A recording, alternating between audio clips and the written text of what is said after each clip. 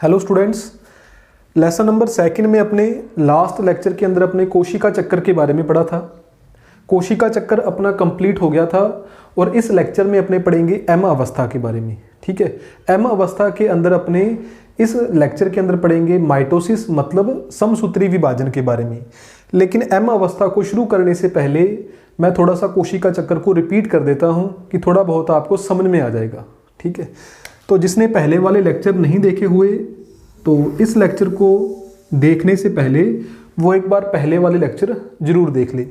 तो अपने यहाँ पर बना रहे हैं कोशिका चक्कर, जो अपने लास्ट लेक्चर में डिटेल में समझा था। यहाँ पर सिर्फ अपने थोड़ा सा रिवाइज करेंगे कि कोशिका चक्कर को अपने दो भागों में विभाजित कर लिया था। ठीक है, इस प्रकार इसे अपने दो भागों में विभाजित कर सकते हैं। ठीक है, तो इस भाग को फिर अपने आगे तीन भागों में विभाजित कर देते हैं। इसे अपने बोला था G1, ये S और ये कौन सा पार्ट G2। इस पूरे भाग को अपने क्या बोल सकते हैं, ये जो पूरा भाग है इसे अपने बोल देंगे अंतरावस्था। ठीक है, इंग्लिश में इसे अपने बोलेंगे इंटरफेज। इंटरफेज को अपने लास्ट लेक्चर में पढ़ लिया था। इंटरफेज को अपने तीन भागों में विभाजित किया था, G1, S और G2 में। इसके बाद में ये जो अवस्था है इसे अपने बोलते हैं एम अवस्था। इसे भी अपने दो भागों में विभाजित करते हैं इस प्रकार। ठीक है, ये वाला जो इतना भाग है इसे अपने क्या बोलते हैं, केंद्रक विभाजन। केंद्रक विभाजन। और बाद में इतना जो भाग है इसे अपने क्या बोलते हैं, कोशिका द्रव्य विभाजन। ठीक है, इंग्लिश में यहां पर बोल देंगे इसे अपने कैरियोकाइनेसिस और इसे अपने बोल देंगे साइटोकाइनेसिस।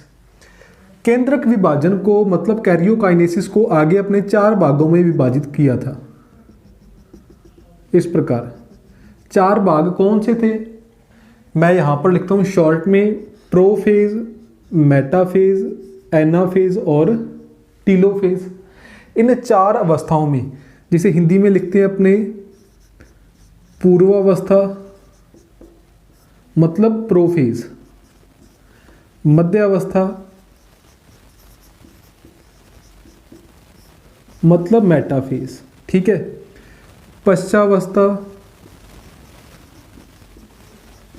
मतलब एनाफेज और लास्ट में टीलोफेज मतलब अंत्यावस्था। ये चार अवस्थाएं हैं। इन चार अवस्थाओं में केंद्रक का विभाजन होता है। ठीक है, तो इनका सीक्वेंस आपने याद रखना है, प्रोफेज, मेटाफेज, एनाफेज, टीलोफेज। इसे आप याद रख सकते हो इस प्रकार,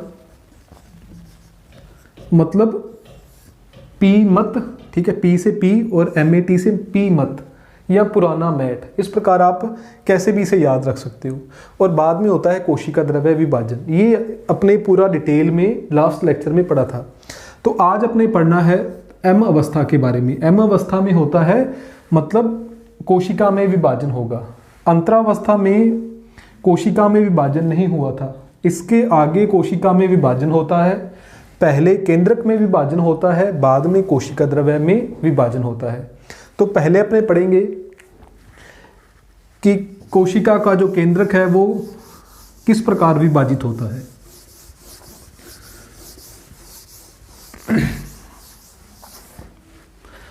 तो नेक्स्ट जो अपना 2 नंबर टॉपिक है, अंतरावस्था कंप्लीट हो गई थी, अब अपने पढ़नी है एम अवस्था। ठीक है, एम अवस्था के अंदर अपने शुरू करना है जो पहला पॉइंट अपना समसूत्री विभाजन। इस समसूत्री विभाजन को अपने कंप्लीट करेंगे। ठीक है, इंग्लिश में इसे अपने बोलते हैं माइटोसिस। तो देखो, माइटोसिस के अंदर अपने कौन कौन सी चीजें याद रखनी है जो छोटे नंबरों में पूछी जा सकती हैं। वैसे तो बड़ा क्वेश्चन आता है इस पर, लेकिन छोटे नंबरों में भी क्वेश्चन आ सकते हैं। सबसे पहले अपने याद रखना है इसका वैज्ञानिक कि समसूत्री विभाजन की खोज किसने की, किसने सबसे पहले समसूत्री विभाजन के बारे में बताया था? तो साइंटिस्ट है इसका अभी डब्ल्यू फ्लेमिंग। इसका पूरा नाम क्या है? पूरा नाम है इसका वाल्टर फ्लेमिंग, लेकिन डब्ल्यू फ्लेमिंग के नाम से भी ये फेमस है। ठीक है। समसूत्री विभाजन कौन सी कोशिकाओं में होता है? तो दो प्रकार की कोशिकाएं होती हैं, कायिक और लैंगिक। समसूत्री विभाजन कौन सी कोशिकाओं में होता है? कायिक कोशिकाओं में होता है। ये चीज़ आपने याद रखनी है। नेक्स्ट बात जो आपने याद रखनी है कि समसूत्री विभाजन में एक मात्र कोशिका से दो पुत्री कोशिकाएं बनती हैं। ठीक है, मतलब ये है एक मात्र कोशिका। ये कौन सी कोशिका है भाई? ये मात्र कोशिका। इस एक मात्र कोशिका से कितनी पुत्री कोशिकाएं बनेंगी? दो पुत्री कोशिकाएं बनेंगी। ये कौन सी कोशिका है? पुत्री कोशिका। तो ये पॉइंट आपने याद रखना है कि समसूत्री विभाजन में एक मात्र कोशिका से दो पुत्री कोशिकाएं बनेंगी। तीसरा पॉइंट आपने याद रखना है कि समसूत्री विभाजन के अंदर क्या होता है? मात्र कोशिकाओं और पुत्री कोशिकाओं में गुणसूत्रों की संख्या समान होती है। मान लो इस कोशिका के अंदर गुणसूत्र कितने हैं? 2n बराबर 44। तो जो पुत्री कोशिकाएं बनेंगी उनके अंदर भी गुणसूत्र कितने होंगे? 2n बराबर 44। तो पुत्री कोशिकाओं में गुणसूत्रों की संख्या मात्र कोशिका के समान होती है। तो चौथा पॉइंट आपने क्या याद रखना है कि पुत्री कोशिकाओं में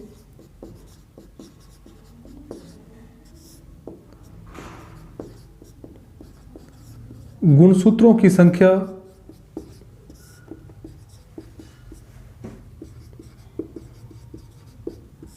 मात्र कोशिका के समान होती है। मात्र कोशिका के समान होती है। इस प्रकार ये चार पॉइंट आपसे याद रखने हैं आपने। सबसे पहला पॉइंट कि समसूत्री विभाजन की खोज किसने की? डब्ल्यू फ्लेमिंग ने। समसूत्री विभाजन कौन सी कोशिकाओं में होता है? कायिक कोशिकाओं में। समसूत्री विभाजन में एक मात्र कोशिका से कितनी पुत्री कोशिकाएं बनती हैं? दो पुत्री कोशिकाएं बनती हैं। और जो पुत्री कोशिकाएं हैं इनमें गुणसूत्रों की संख्या मात्र कोशिका के समान होती है। ठीक है, कि पुत्री कोशिकाओं में गुणसूत्रों की संख्या मात्र कोशिका के समान होती है। इसके आगे अपने पढ़ते हैं कि समसूत्री विभाजन के अंदर जो केंद्रक का विभाजन होता है वो किस प्रकार होता है। ठीक है, तो अभी अपने पढ़ा था कि केंद्रक का विभाजन है वो चार अवस्थाओं में होता है, प्रोफेज, मेटाफेज, एनाफेज और टीलोफेज। ये पॉइंट भी आपने याद रखना है कि समसूत्री विभाजन में केंद्रक का विभाजन सिर्फ एक बार होता है, क्योंकि आप अर्धसूत्री विभाजन में पढ़ोगे कि अर्धसूत्री विभाजन के अंदर केंद्रक का विभाजन दो बार होता है। तो याद रखना, समसूत्री विभाजन में एक बार और अर्धसूत्री विभाजन में दो बार केंद्रक का विभाजन होता है। तो समसूत्री विभाजन के अंदर केंद्रक का विभाजन किस प्रकार होता है ये अपने चार भागों में पढ़ेंगे। सबसे पहली कौन सी है? पूर्वावस्था, उसके बाद मध्यावस्था, उसके बाद पश्चावस्था और उसके बाद अंत्यावस्था। तो सबसे पहले अपने पढ़ना है पूर्वावस्था के अंदर क्या क्या कुछ होता है। तो उससे पहले अपने यहां पर देखो कि मान लो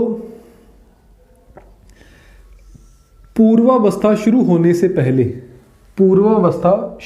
से पहले कोशिका किस प्रकार की थी वो अपने देखते हैं। ठीक है, कि मान लो सबसे पहले ये स्टार्टिंग में कोशिका है, ये क्या है? कोशिका भित्ति। कोशिका भित्ति के अंदर ये क्या उपस्थित है भाई? ये है कोशिका झिल्ली। ये क्या उपस्थित है? कोशिका झिल्ली। कोशिका झिल्ली के अंदर ये क्या उपस्थित है? एक बड़ा सारा मैं बना देता हूं, केंद्रक। मतलब ये क्या है? केंद्रक झिल्ली। केंद्रक झिल्ली के अंदर ये क्या उपस्थित है? ये है केंद्रिका। और केंद्रिका में ये क्या उपस्थित है? ये है अपने पास गुणसूत्र, जिसे अपने क्या बोलेंगे? क्रोमेटिड। ठीक है, जिसे अपने क्या बोलेंगे? क्रोमेटिन। ठीक है, तो ये है अपने गुणसूत्र बोलेंगे इसे। अपने भी गुणसूत्र बोल सकते हैं, लेकिन वैसे इसे अपने क्या बोलते हैं? क्रोमेटिन। ये स्टार्टिंग में कोशिका है। फिर कोशिका किस अवस्था में जाती है? अंतरावस्था में। कौन सी कोशिका में जाती है? अंतरावस्था में। तो जब कोशिका अंतरावस्था में गई तो फिर कोशिका के अंदर कौन कौन से परिवर्तन हुए वो अपने देखते हैं। तो देखो ये सबसे बाहर अपने क्या बना दिया? कोशिका भित्ति। कोशिका भित्ति के अंदर क्या बना दी? कोशिका झिल्ली। तो ये अपने क्या बना दिया भाई? कोशिका झिल्ली। कोशिका झिल्ली के अंदर ये अपने क्या बना दिया? केंद्रक झिल्ली। क्योंकि अपने केंद्रक को ही शो करना है तो इसमें अपने केंद्रक को बढ़ा करके दिखाया है क्योंकि आपको अच्छे से समझ में आ जाए।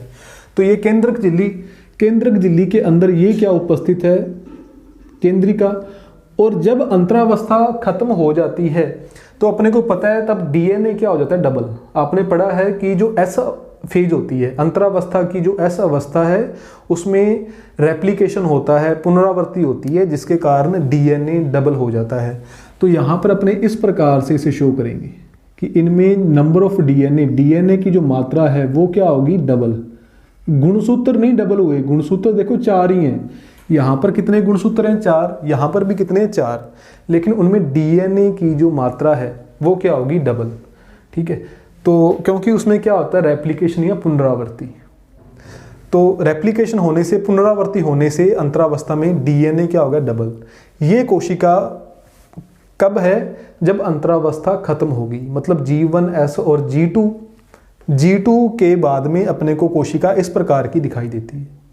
G2 के बाद में कौन सी अवस्था आती है? पूर्वावस्था। जब अपने कोशिका चक्कर बनाया था तो कोशिका चक्कर में आपने देखा था कि G1S G2 के बाद में था प्रोफेज मतलब पूर्वावस्था, फिर मध्यावस्था, पश्चावस्था, अंत्यावस्था।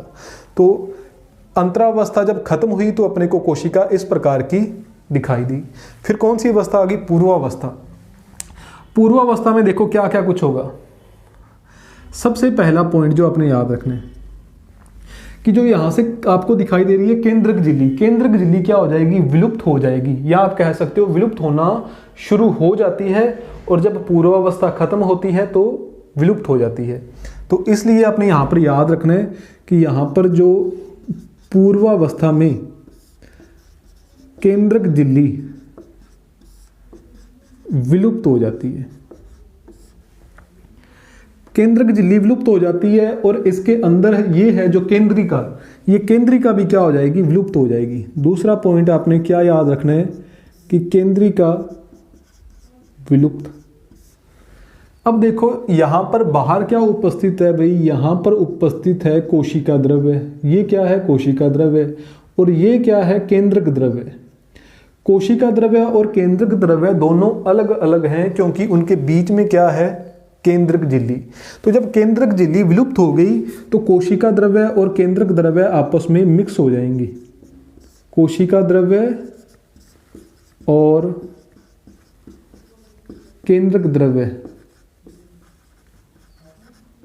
मिक्स हो जाते हैं या आपस में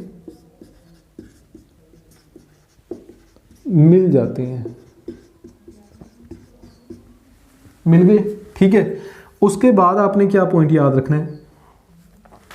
केंद्रक झिल्ली विलुप्त, केंद्रिका विलुप्त, कोशिका द्रव्य और केंद्रक द्रव्य आपस में क्या हो जाते हैं? मिल जाते हैं। इसके बाद में आपने क्या याद रखना है कि यहां पर जो इस प्रकार ये आपको स्ट्रक्चर दिखाई दे रही है, इस स्ट्रक्चर को अपने क्या बोलते हैं? ये जो स्ट्रक्चर है आपके सामने इसे अपने बोलते हैं वैसे क्रोमेटिन। अपने गुणसूत्र भी बोलते हैं लेकिन इसे अपने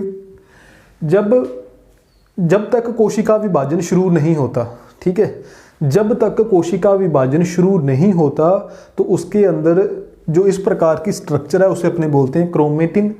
जैसे ही कोशिका विभाजन शुरू हो जाता है मतलब कोशिका पूर्वावस्था में आ जाती है तो उस क्रोमेटिन को अपने क्या बोलते हैं? गुणसूत्र बोल देते हैं। ये अपने याद रखना है। ठीक है कि कोशिका विभाजन शुरू होने से पहले गुणसूत्रों को बोलते हैं क्रोमेटिन।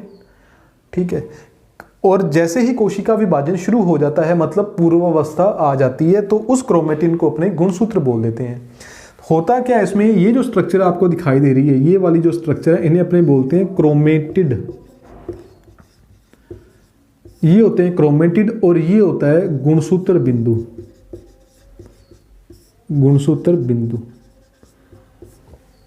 जैसे ही पूर्वावस्था खत्म होगी तो होगा क्या कि ये जो क्रोमेटिड है इनमें कुंडलन होगा। इनमें क्या होगा? कुंडलन। इस प्रकार ये इस प्रकार मुड़ जाएंगे, इस प्रकार इनमें कुंडलन होगा इस प्रकार। मतलब पहले तो अपने कह सकते हैं कि जो ये क्रोमेटिड है ये किस प्रकार के? पतले और लंबे, पतले और लंबे। लेकिन बाद में किस प्रकार हुआ? इनमें क्या हो गया? कुंडलन हो गया इस प्रकार। ये इस प्रकार मुड़ गए, इस प्रकार बीच में से इस प्रकार ये क्या हो गए? मुड़ गए। तो बाद में ये किस प्रकार के हो गए? छोटे और मोटे।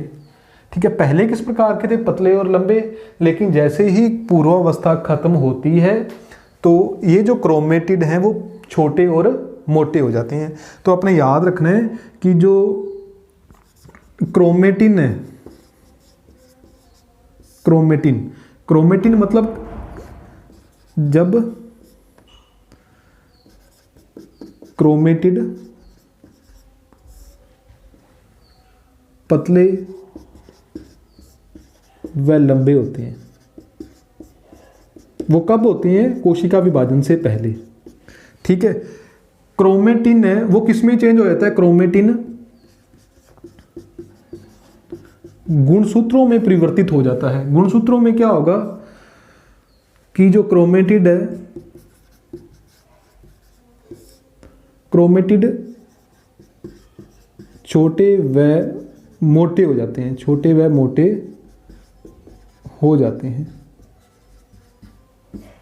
ठीक है, तो मतलब क्रोमेटिन गुणसूत्रों में परिवर्तित हो जाता है। क्रोमेटिन गुणसूत्रों में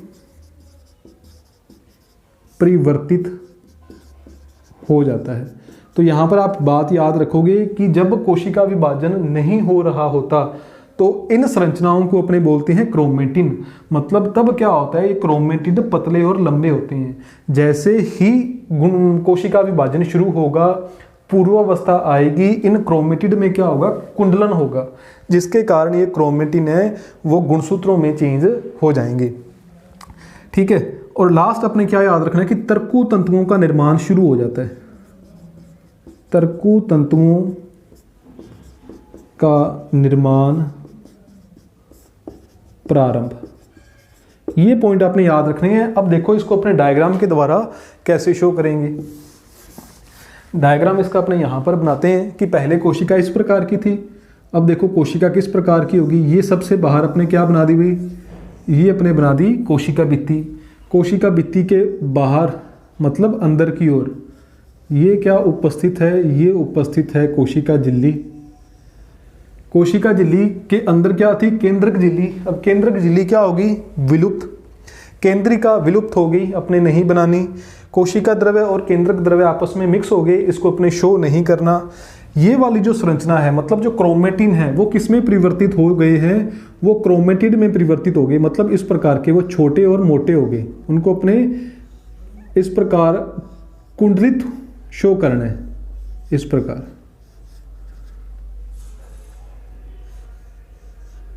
प्रकार से अपने उन्हें शो करना है।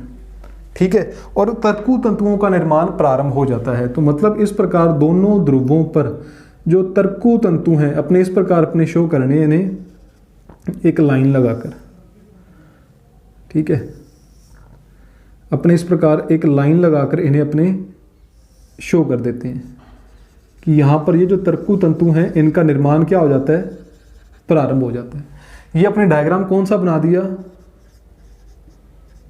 पूर्वावस्था के लिए। ठीक है, ये अपने डायग्राम कौन सा बना दिया? पूर्वावस्था के लिए डायग्राम बना दिया। तो ये पूर्वावस्था में आपने बातें याद रखनी है कि केंद्रक झिल्ली विलुप्त हो जाएगी, केंद्रिका विलुप्त हो जाएगी, कोशिका द्रव्य और केंद्रक द्रव्य आपस में मिल जाएंगे। जो क्रोमेटिन है वो गुणसूत्रों में परिवर्तित हो जाएंगे। मतलब जो क्रोमेटिड है वो छोटे और मोटे हो जाते हैं और तर्कु तंतुओं का निर्माण क्या हो जाता है? प्रारंभ हो जाता है। तो ये पूर्वावस्था का अपना डायग्राम बन गया। ये चीजें आपने याद रखनी है। नेक्स्ट अपने बनाते हैं पूर्वावस्था के बाद में मध्यावस्था। तो इसे मैं साफ कर देता हूं। सेकंड अपना पॉइंट कौन सा है? मेटाफेज मतलब मध्यावस्था। अब देखो मध्यावस्था के अंदर क्या होगा, पहले अपने इसका डायग्राम बनाते हैं, अच्छे से समझ में आ जाएगा। तो ये है मध्यावस्था। तो सबसे बाहर कोशिका भित्ति उसी प्रकार रहेगी, कोशिका भित्ति में कोई भी परिवर्तन नहीं आएगा। फिर अंदर की ओर कोशिका झिल्ली उसी प्रकार है, कोशिका झिल्ली के अंदर कोई भी परिवर्तन नहीं आएगा। ये अपने बना दी कोशिका झिल्ली। तर्कु तंतुओं का निर्माण क्या हो जाएगा, पूर्ण हो जाएगा। तो यहां पर अपने बना देने हैं तर्कु तंतु, ये दोनों ध्रुव है, और ये अपने क्या बना दिए, तर्कु तंतु बना दिए। काफी सारे अपने इस प्रकार साफ साफ सुंदर से डायग्राम आपने आराम से बनाना है। डायग्राम बनाते टाइम आपने जल्दबाजी नहीं करनी। बायोलॉजी के अंदर डायग्राम के ज़्यादा नंबर बनते हैं, ठीक है। तो ये अपने बना दिए तर्कु तंतु। तर्कु तंतुओं का निर्माण पूर्ण हो गया। तो सबसे पहला पॉइंट, तर्कु तंतु या तर्कु तंतुओं का निर्माण पूर्ण हो जाता है, पूर्ण हो जाता है। पहला पॉइंट याद रखना है कि तर्कु तंतुओं का निर्माण पूर्ण हो जाता है। फिर यहां पर एक बीच में बनती है मध्य पटलिका, इस प्रकार बिल्कुल बीच में क्या बनेगी, मध्य पटलिका बनेगी। दूसरा पॉइंट क्या याद रखना है कि मध्य पटलिका का निर्माण होता है, का निर्माण होता है, ठीक है। तीसरा पॉइंट कि जो सभी गुणसूत्र हैं, ये 4 गुणसूत्र है ना, ये 4 अपने पास क्या हैं, गुणसूत्र हैं। इस प्रकार ये सभी गुणसूत्र, जितने भी गुणसूत्र हैं वो कहां पर आते हैं, इस मध्य पटलिका पर आ जाते हैं। मतलब इस प्रकार ये गुणसूत्र बिंदु और ये क्या हो जाएगा, गुणसूत्र, ये गुणसूत्र बिंदु और ये अपने बना दिया पूरा का पूरा गुणसूत्र मतलब क्रोमोसोम। इस प्रकार अपने यहां पर शो कर देते हैं, यहां पर। तो चौथा पॉइंट तीसरा पॉइंट आपने क्या याद रखना है कि सभी गुणसूत्र मध्य पटलिका पर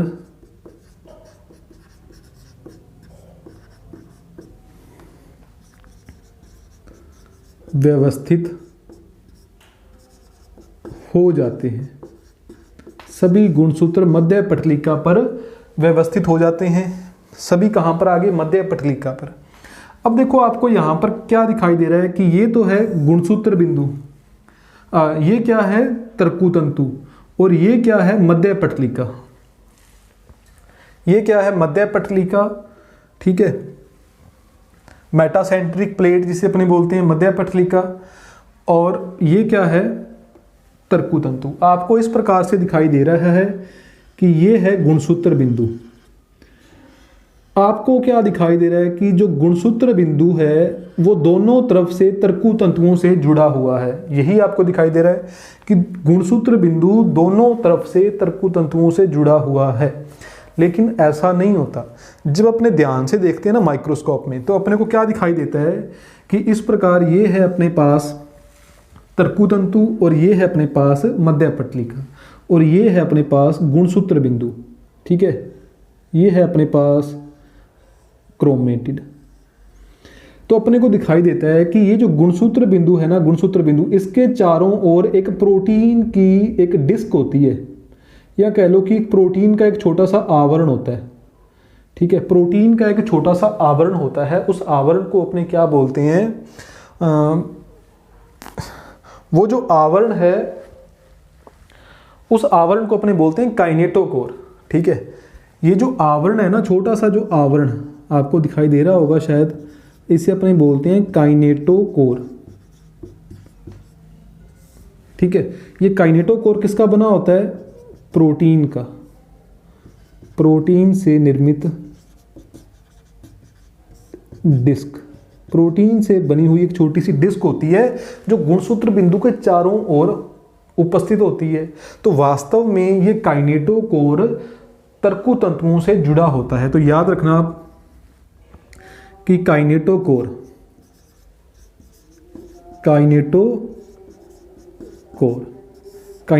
क्या होता है? प्रोटीन से निर्मित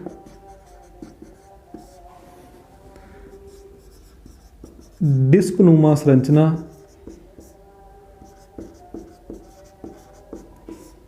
जो गुणसूत्र बिंदु के बाहर उपस्थित है। ठीक है, काइनेटोकोर दोनों तरफ से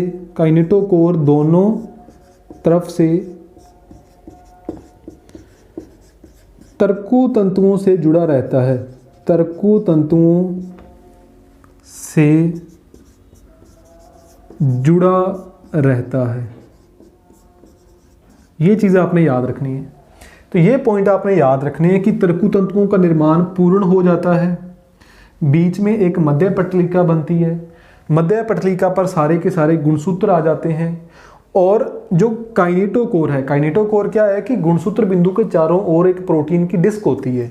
ठीक है, वो दोनों तरफ से तर्कु तंतुओं से जुड़ी रहती है। तो ये चीज़ आपने याद रखनी है किसके लिए? मध्य अवस्था के लिए। और इसमें एक आपने सबसे इंपॉर्टेंट चीज़ जो याद रखनी है कि यदि अपने गुणसूत्रों की संरचना का अध्ययन करना है, सबसे इंपॉर्टेंट बात है कि यदि अपने गुणसूत्रों की संरचना का अध्ययन करना है तो सबसे जो बेस्ट अवस्था है वो कौन सी है? मध्य अवस्था। याद रखना इसे। ठीक है, कि गुणसूत्रों का अध्ययन करने के लिए सबसे महत्वपूर्ण या सबसे अच्छी अवस्था है मध्य अवस्था। ठीक है, तो ये अपना मध्य अवस्था के अंदर ये अपने पॉइंट याद रखने हैं। तो ये मध्य अवस्था का भी डायग्राम अपने पास बन गया। अपने पास 2 डायग्राम आ गए। डायग्राम टोटल अपने पास 4 बन गए। कौन कौन से हैं? देखो जरा ध्यान से कि सबसे पहला डायग्राम कौन सा है कि कोशिका विभाजन से पहले, मतलब अभी कोशिका में कुछ भी परिवर्तन नहीं हुआ, सब इस प्रकार का डायग्राम है। जैसे ही अंतरावस्था खत्म होती है, मतलब G1S और G2 खत्म हो जाएगा तो कोशिका के अंदर ये DNA क्या हो गया? डबल। फिर पूर्वावस्था में डायग्राम इस प्रकार का बनेगा और मध्य अवस्था में इस प्रकार का। मध्य अवस्था के बाद में देखो कौन सी अवस्था आती है? पश्चावस्था। इंपॉर्टेंट टॉपिक है, इसे अपने आराम से पढ़ना है। बड़ा क्वेश्चन आता है इसमें से, छोटे क्वेश्चन भी खूब सारे आते हैं, बड़ा क्वेश्चन भी खूब आता है। बाद में आती है पश्चावस्था। इंग्लिश में इसे अपने क्या बोलते हैं? एनाफेज। ठीक है, देखो पश्चावस्था में क्या होगा, इसका डायग्राम अपने यहाँ पर बनाते हैं। उसी प्रकार अपनी रहेगी कोशिका भित्ति। कोशिका भित्ति में कोई भी परिवर्तन देखने को नहीं मिलता। कोशिका भित्ति के अंदर क्या उपस्थित है? कोशिका झिल्ली। इसे अपने थोड़ा अलग बनाते हैं। ये उपस्थित है कोशिका झिल्ली, इस प्रकार ये बन गई अपनी कोशिका झिल्ली। अब देखो अंदर क्या क्या होगा।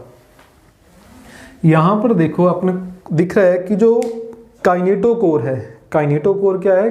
गुणसूत्र बिंदु के चारों ओर प्रोटीन की डिस्क। काइनेटोकोर दोनों तरफ से तर्कु तंतुओं से जुड़ा हुआ है। देखो मान लो ये जो मार्कर है ना, इसे आप मान के चलो कि ये गुणसूत्र बिंदु है, या मान के चलो कि ये काइनेटोकोर है, और ये जो मेरे हाथ हैं ये क्या है? तर्कु तंतु। ये दोनों तरफ से किससे जुड़ा हुआ है? जो काइनेटोकोर है मार्कर, ये दोनों तरफ से तर्कु तंतुओं से जुड़ा हुआ है। ये तर्कु तंतु है मेरे हाथ, दोनों क्या कर रहे हैं? इसे अपनी ओर खींच रहे हैं। मतलब ये वाला जो तर्कु तंतु है इसे अपनी ओर खींच रहा है, और ये वाला तर्कु तंतु इसे अपनी ओर खींच रहा है। होगा क्या कि ये दो भागों में क्या हो जाएगा? विभाजित हो जाएगा। यहाँ पर इसके 2 बराबर भाग नहीं हुए, ठीक है, क्योंकि इसकी संरचना इस प्रकार की है, लेकिन यहाँ पर क्या होगा कि ये 2 बराबर भागों में विभाजित हो जाएगा। मतलब जो 2 क्रोमेटिड हैं वो इस साइड आ जाएंगे, 2 इस साइड आ जाएंगे। जैसे कोई भी चीज़ है नॉर्मल, अब मेरे को कोई दोनों हाथों से दोनों तरफ से खींचेगा तो मेरी बॉडी क्या होगी? 2 भागों में विभाजित हो जाएगी। उसी प्रकार यहाँ पर होता है। तो देखो पश्चावस्था के अंदर अपने क्या क्या याद रखना है। पश्चावस्था में अपने क्या याद रखना है कि जो गुणसूत्र बिंदु है, गुणसूत्र बिंदु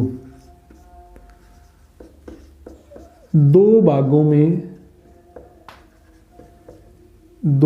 में विभाजित हो जाता है,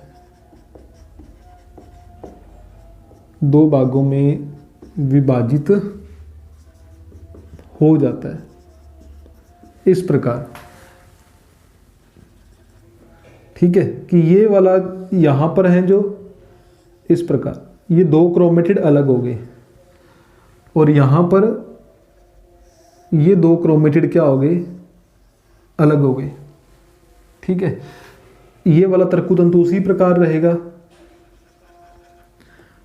बाद में इसके नीचे वाला ये गुणसूत्र बिंदु है, ये वाला जो गुणसूत्र बिंदु है ये भी दो भागों में विभाजित हो गया इस प्रकार।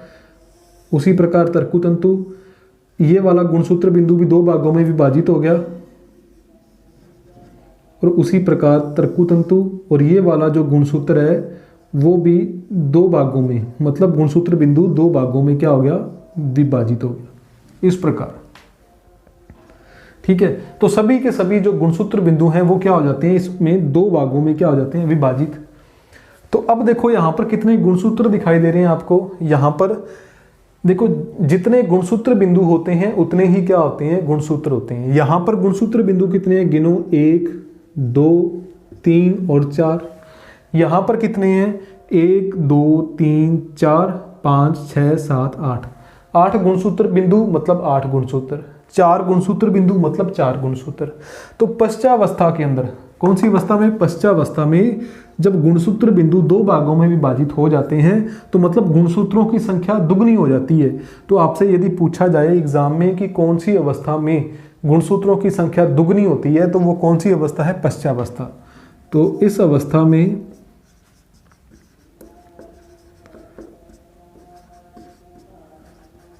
गुणसूत्रों की संख्या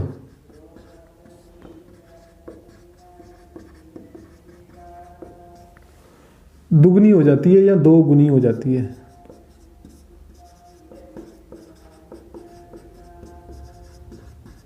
ठीक है, ये अपने याद रखना है। और अब नेक्स्ट पॉइंट, इस अवस्था में गुणसूत्र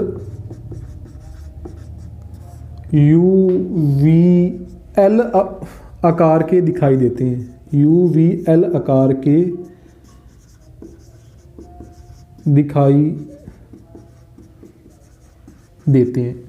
किस प्रकार, देखो यदि जब ये अलग अलग हुए तो यदि इस प्रकार की संरचना बनी तो ये कौन सी संरचना बन गई भाई, L। ये कौन सी बन गई, L। यदि वो इस प्रकार से बने तो ये एक प्रकार की, किस प्रकार की संरचना बन जाएगी, V आकार की। यदि थोड़ा सा वो खुले होंगे तो वो किस प्रकार की, अपने कह देंगे U आकार की। तो इस अवस्था में गुणसूत्र अपने को UVL आकार के दिखाई देते हैं। ये बातें अपने याद रखनी है। पश्चावस्था में 3 बातें याद रखनी है। गुणसूत्र बिंदु दो भागों में विभाजित हो गए और अपने अपने ध्रुवों की ओर वो जाना शुरू कर देते हैं। मतलब ये वाले इस ध्रुव की ओर आना शुरू हो जाएंगे और ये वाले इस ध्रुव की ओर आना शुरू हो जाएंगे, मतलब विपरीत ध्रुवों की ओर गमन शुरू कर देते हैं। इस अवस्था में गुणसूत्रों की संख्या दुगनी हो जाती है और गुणसूत्र UVL आकार के दिखाई देते हैं। तो ये अपना बन गया कौन सी अवस्था का डायग्राम, पश्चावस्था। ठीक है, पश्चावस्था के बाद में अपने बनाना है अंत्यावस्था का।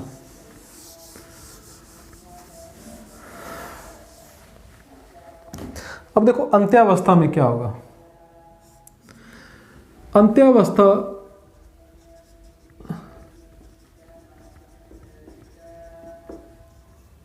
सबसे जो पहला पॉइंट आपने याद रखना है कि जो अंत्यावस्था है वो पूर्वावस्था की बिल्कुल विपरीत होती है। जैसा पूर्वावस्था में होता है उसका बिल्कुल उल्टा, उसका बिल्कुल विपरीत किस में होगा, अंत्यावस्था में। ठीक है, तो इसमें आप क्या याद रखना है अपने, जो अपनी अंत्यावस्था है, पहला पॉइंट आप इसमें क्या याद रखोगे कि यह अवस्था पूर्वावस्था, ठीक है, यह अवस्था पूर्वावस्था की विपरीत या पूर्वावस्था के विपरीत होती है। जो चीज़ें पूर्वावस्था में होती हैं, जो चीज़ें, उसका बिल्कुल उल्टा किसमें होता है? अंत्यावस्था में। देखो किस प्रकार। पूर्वावस्था में क्या हुआ था कि जो क्रोमेटिन है वो गुणसूत्रों में परिवर्तित हो गए थे, मतलब यहाँ पर कुंडलन हुआ था। कुंडलन होने से जो क्रोमेटिन है वो छोटे और मोटे हो गए थे। यहाँ पर क्या होगा? विकुंडलन, मतलब वापस वो किस प्रकार के हो जाएंगे? पतले और लंबे। यहाँ पर क्या हुआ था कि जो केंद्रक झिल्ली और केंद्रिका विलुप्त हो गए थे। यहाँ पर केंद्रक झिल्ली और केंद्रिका का निर्माण पुनः हो जाता है। यहाँ पर कोशिका द्रव्य और केंद्रक द्रव्य मिक्स हो गए थे, यहाँ पर वापस क्या हो जाते हैं? अलग अलग। तो देखो ये अपने बाहर की ओर क्या बना दी?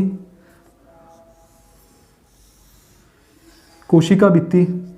कोशिका भित्ति के अंदर ये लो अपने बना दिया यहाँ पर केंद्रक, जो अपनी कोशिका झिल्ली, इस प्रकार, ठीक है। अब देखो यहाँ पर क्या होगा? ये जो चार गुणसूत्र हैं, ये चारों गुणसूत्र अलग अलग ध्रुवों पर पहुंच जाएंगे, मतलब ये वाले यहाँ पर आ जाएंगे, ये वाले यहाँ पर आ जाएंगे। तो सबसे पहला पॉइंट इसमें याद, जो दूसरा पॉइंट आपने याद रखना है कि गुणसूत्र, सभी गुणसूत्र विपरीत ध्रुवों पर पहुंच जाते हैं। विपरीत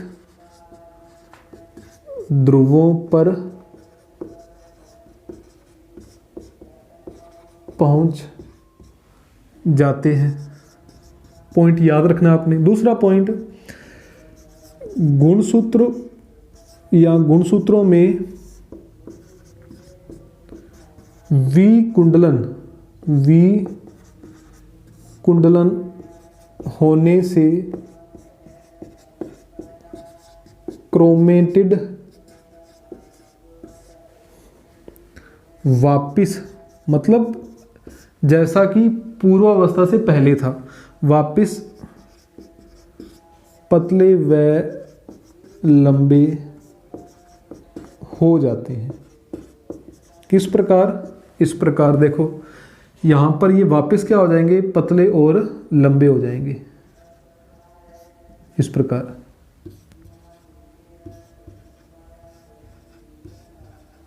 ठीक है, अपने अपने ध्रुवों पर पहुंच गए और उनमें विकुंडलन होने से वो वापस पतले और लंबे हो गए। तीसरा पॉइंट, केंद्रक झिल्ली व केंद्रिका का पुनः निर्माण हो जाता है। ठीक है, और पूर्वावस्था में क्या हुआ था? तर्कु तंतुओं का निर्माण प्रारंभ हुआ था, और इस अवस्था में क्या होगा? अंत्यावस्था में तर्कु तंतु विलुप्त हो जाएंगे। तर्कु तंतु पूर्ण रूप से विलुप्त हो जाते हैं, इस प्रकार। तो यहां पर ये क्या बन जाएगी भाई? ये बन गई अपनी केंद्रक झिल्ली। यहां पर बन जाएगी केंद्रक झिल्ली, और ये जो गुणसूत्र हैं इनके चारों ओर भी क्या बन जाएगी? केंद्रक झिल्ली। इसके अंदर क्या बन जाएगी? केंद्रिका। यहां पर भी क्या बन जाएगी? केंद्रिका। जो तर्कु तंतु हैं वो क्या हो जाएंगे? विलुप्त हो जाएंगे। तो ये कौन सी अवस्था हो गई? अंत में कौन सी अवस्था आती है? अंत्यावस्था। पहले कौन सी अवस्था आती है? पूर्वावस्था। अंत में कौन सी आती है? अंत्यावस्था। मध्य में आती है मध्यावस्था, बाद में आती है उसके पश्चात पश्चावस्था। ठीक है, पहले पूर्वावस्था, मध्य में मध्यावस्था, मध्यावस्था के पश्चात पश्चावस्था, और अंत में अंत्यावस्था। तो ये अपनी अंत्यावस्था कंप्लीट होगी। ठीक है, किस अवस्था? यह अवस्था बिल्कुल पूर्वावस्था के विपरीत है।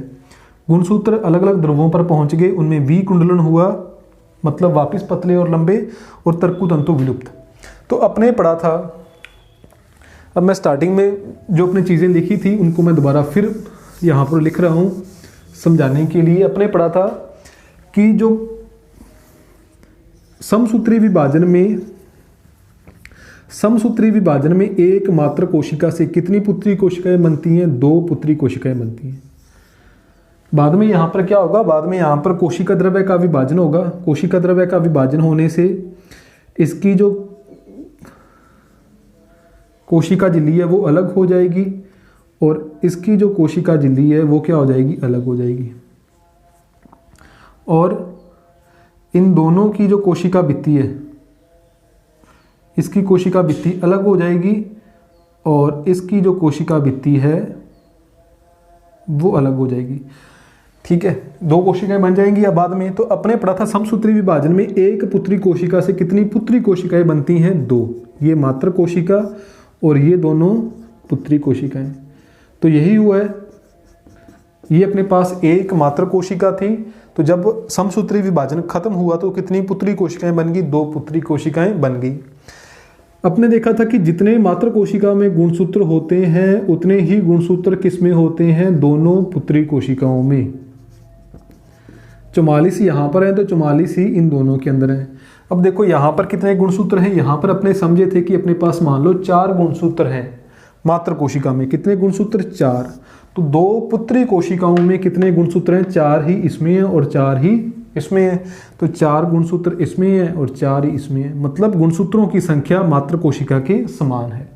तो ये अपना समसूत्री विभाजन कंप्लीट हो गया। डब्ल्यू फ्लेमिंग ने इसके बारे में बताया, कायिक कोशिकाओं में होता है, एक मात्र कोशिका से 2 पुत्री कोशिकाएं बनी और उनमें गुणसूत्रों की संख्या समान। यदि अपने समसूत्री विभाजन का अध्ययन करना है, मतलब जब आप प्रैक्टिकल करते हो, तो यदि अपने समसूत्री विभाजन का अध्ययन करना है तो जो सबसे उपयोगी होता है, जो सबसे अच्छा माना जाता है, वो जो प्याज होता है, उस प्याज का जो मूल का शीर्ष भाग है, जिसे अपने बोलते हैं root tip, onion root tip, तो मूल का जो शिखाग्र है या मूल का जो अग्र भाग है, प्याज की मूल का अग्र भाग है, उसका अपने उपयोग करते हैं। तो ये भी आपने याद रखना है कि समसूत्री विभाजन का अध्ययन करने के लिए अपने प्याज की जो जड़ें होती हैं उनका अग्र भाग का उपयोग करते हैं। तो ये अपना समसूत्री विभाजन कंप्लीट हो गया। नेक्स्ट जो अपनी वीडियो होगी उसके अंदर अपने अर्धसूत्री विभाजन मतलब मियोसिस के बारे में पढ़ेंगे। ठीक है, तो यदि इस वीडियो में कोई भी आपको डाउट हो तो आप नीचे कमेंट बॉक्स में कमेंट करके पूछ सकते हो। Thank you.